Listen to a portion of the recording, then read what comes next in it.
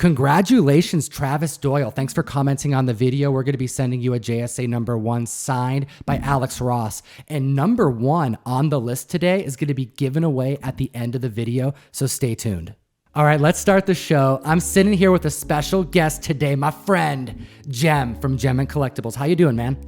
What's up, man? I'm doing great. What's going on, Comic Tom? Happy Friday to everyone out there. I am so honored to be a part of the top 10 list. This is huge. This is awesome. And the first time we've had, I think, a guest remotely join us. I had to give Russ the day off because we were packing mail calls all day long, getting everybody their Wolverine #1 in Hyuk Lee variant. They are being sent out this weekend.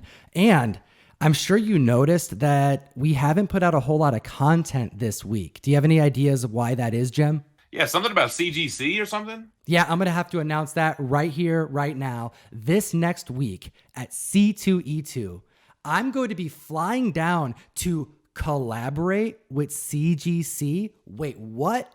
Yeah, you need to be following me on Instagram at ComicTom101, and you need to be following the CGC's Instagram. I'm going to put both of the links in the description below. But before we go any further, I think we just got to ask the community to hit the subscribe button. We make a lot of comic book themed content. And let's jump into this list at number 10. All right, let me kick off the list. We're going to start in at number 10. This is the Image title Bitterroot. Issue 6 has a 1/10 ratio variant, which pays homage to the Spike Lee joint, Do the Right Thing. That's right. This is a pretty cool cover, and issue number 6 of a series that's been going for a couple years. I mean, it was kind of on hiatus for a while. I think a lot of people didn't put this on their pull list, and since they're basically barren on eBay, you can't find them. Those that hit, they moved quick. We are seeing an $18 average sale for this variant. It's a cool movie. I think I need to rewatch it. Yeah, actually, this is the first movie for Martin Lawrence and for Rosie Perez. So that's pretty cool. Fun fact there. Number 9 on the list, we have the first appearance of Tempest Fugonaut. Yeah, we got Sideways issue #1 from 2018 making the list. Yeah, I know Tempest from the Dark Multiverse books. He's kind of like Marvel's The Watchers, but he does get involved in the affairs and tries to prevent things from happening to the multiverse, especially things from the Dark Multiverse.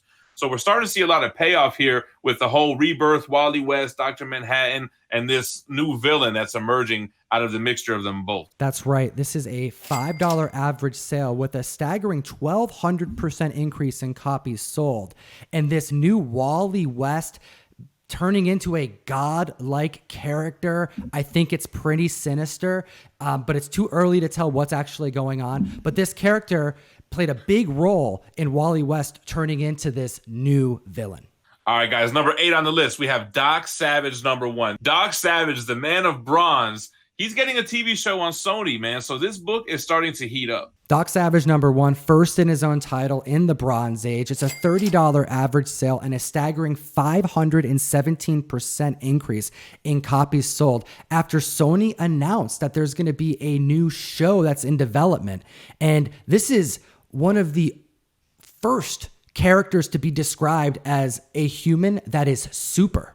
Yeah, Stan Lee often referred to this character as the inspiration for the modern superhero trend. This is a character that dates back to The Shadow, dates back to Dick Tracy, Green Hornet and Kato.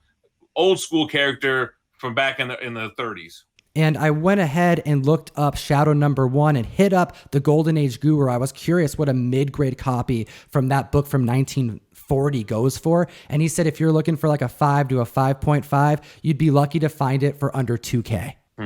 Interesting.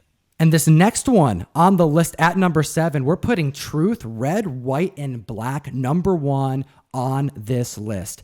We have a $20 average sale with a high sale at $90. Haven't talked about this comic book in quite a while, but this is a different Captain America than people have been speculating on. Yeah, this is a book I've never heard of, but I've heard other media outlets start talking about the casting, that this could potentially be the Captain America from this run. Who did they cast for this? Carl Lumbly is currently slated to take on a Captain America role. Could this be Isaiah Bradley?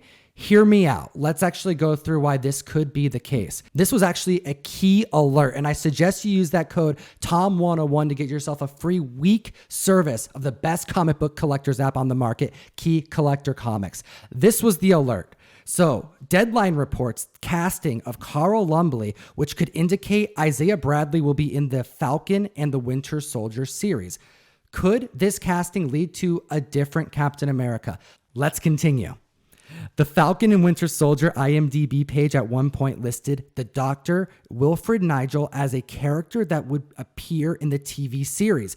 Nigel was responsible for the early Super Soldier program, and while these clues doesn't make this book a sure thing, it does present a strong case that could be the key to introduce Eli Bradley from the Young Avengers. We know that these Disney Plus series are all setting up a new lineup for our Avengers, and they are going to be youthful. It all makes sense. So Carl Lumbly could be playing Isaiah Bradley, who is the ancestor of Eli Bradley from Young Avengers. That's right. Interesting. And that's why we're seeing a 633% increase in copies sold. All right, moving on to number 6 on the list. This is an oldie but a goodie. Amazing Spider-Man 361, the first appearance of Carnage. This book is heating up. A 9.8 just sold for $1,000. I remember when this book was a $350 book all day in a 9.8.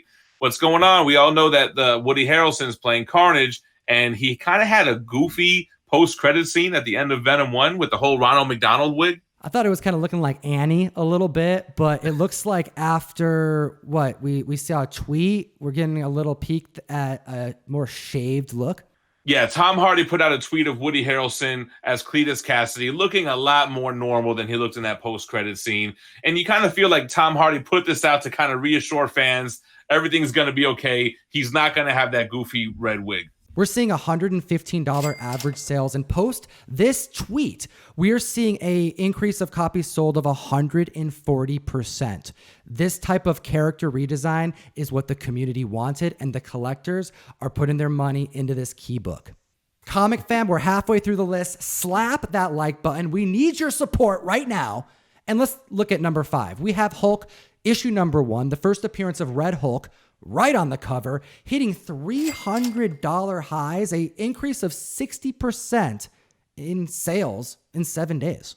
Yeah, General Ross has been in multiple movies in the MCU. It was only a matter of time before he showed up as Red Hulk somewhere. So we know that he's going to be in Black Widow, but now the rumor has it that he's going to turn red in the She-Hulk series on Disney+. We've been talking about Thunderbolts for months. We've been talking about this Red Hulk spec. Keep an eye out for that issue 2. I still think that there is room for that book to grow because he actually appears red for the first time on the inside of that issue 2. But seeing further spec of this character is leading me to believe that Thunderbolts is indeed around the corner and that General Ross is coming. All right, number 4 on the list, Teen Titans 12, back on the map. This is the first appearance of the Batman Who Laughs, which was a huge book. Batman Who Laughs is a mainstay character now, and it's heating back up. That's right. It's heating back up after we saw a announcement from DC Official on February 12th that Scott Snyder is coming back. He's bringing DC Death Metal. Yeah, Dark Knight's Death Metal. All it took was a metal reboot to get this book cracking again. That's right. And we're seeing $65 average sales, $400 highs at a 9.8, 180% increase in copies sold. And you know, this Greg Capullo cover that's being solicited, it's got people speculating on, I think, their favorite character from this Snyderverse.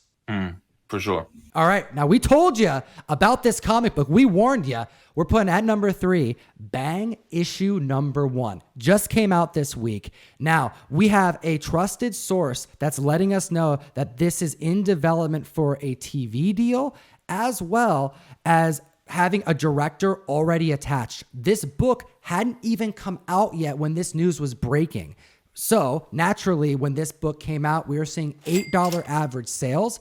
And the variant cover B is selling for $15 aggressively. Yeah, on top of that, the book has been getting really good reviews. I have never heard of this. I'm really interested in jumping into Bang. At the list at number 2, we have Ature issue number 1. This book is from 2014, hitting average sales of $15. We're talking about cover A, and we're talking about it Why?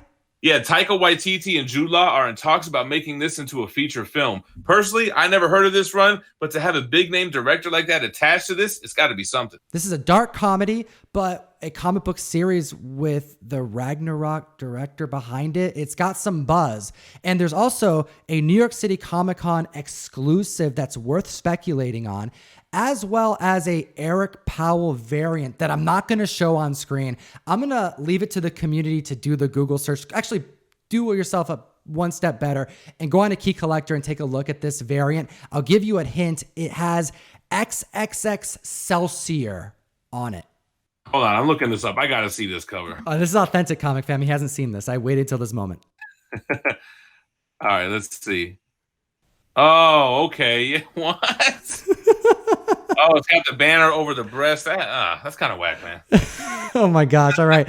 Let's take a look at number 1 on the list. Comic Fam, it's been a minute since a comic book that came out on Wednesday had this type of stir in the community, this type of buzz in the community. I'm thinking of like Batman Damn status as far as how much talk on Instagram, Facebook, all my comic book forums are hidden with this issue. You know, we had to put Batman issue number 89 right on this list. Yeah, you guys knew this was coming. This was all the buzz this whole week. We finally get the reveal of the designer. This is what James Tynion IV has been leading up to with his new take on Batman and this grand design. That's from both Batman's perspective and the villains. We get the designer, and we get a small cameo of Joker's new boo, Punchline. That Punchline cameo has got people going nuts. All right, so we're seeing $30 average sales for this book, and that's just at the start. They're still going up. We're seeing $150 9.8 sales, and that's a pre-sale. These books aren't even graded yet. This book just came out this week. Talk about the error sale, too. Oh, yeah, of course. It gets even deeper because we have an error print that exists. There are more than one. I've seen them hit. There's a couple on eBay, but the designer has his cameo, and in this cameo, they're actually viewing this on a screen in the comic book. So you're not actually getting a full clear shot. You're kind of seeing a blurred shot because Batman is looking at it through a device. Well, they put a blur over the comic, causing some of these issues to have an error. And it looks like the shadow and the contrast is all wrong. A copy hit eBay and went for $700. Now, you may think, oh, this has to just be someone screwing the market. But no, shout out to Aaron Myers, who I follow on Instagram. I know the guy, and I can vouch. He got the money. So this is happening.